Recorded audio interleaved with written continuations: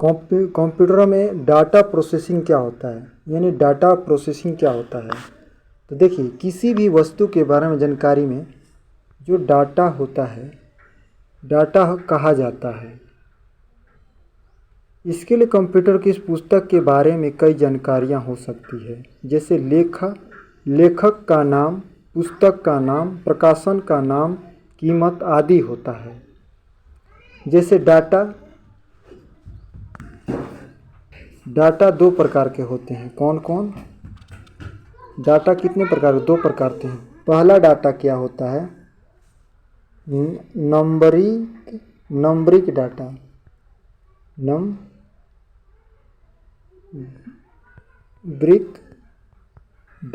Numeric data होता है पहला डाटा जो होता है। नंबरिक डाटा में क्या होता है? नंबरिंग डाटा में डिजिटल्स जैसे 0, 1, 2, 3, 4, 5, 6, 7, 8, 9 तक बने हुए डाटा को संख्या डाटा या नंबरिंग डाटा भी कहा जाता है। केवल अंकगणितीय क्रिया, केवल इसको कहाँ काम किया जाता है? जिसमें जोड़, घटाव, गुणा, भाग के लिए प्रयोग किया जाता है नंबरिंग डाटा को। दूसरा क्या होता है? नंबरिंग डाटा तो आप समझ गए। दूसरा डाटा क्या होता है? चिन्हित डाटा। क्या कहते हैं?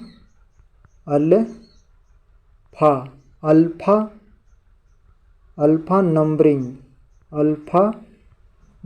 डाटा। अल्फा नंबरिंग डाटा क्या होता है?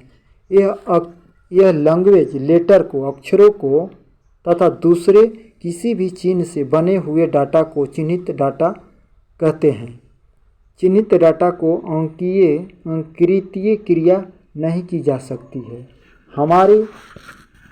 हमारे पास बहुत सारे डाटा संग्रह होते हैं, परंतु सारा हमारे लिए हमेशा उपयोग नहीं किया जाता है। डाटा कंप्यूटर की भाषा में इंफॉर्मेशन कहा जाता है। डाटा को सूचना निकालने हमें बहुत सक्रिय होती है। जैसे देखिए, जैसे जोड़ है, घटाव है, भाग करना है, गुणा करना है आदि करनी पड़ती है। उन सब क्रियाओं को डाटा प्रोसेसिंग कहा जाता है।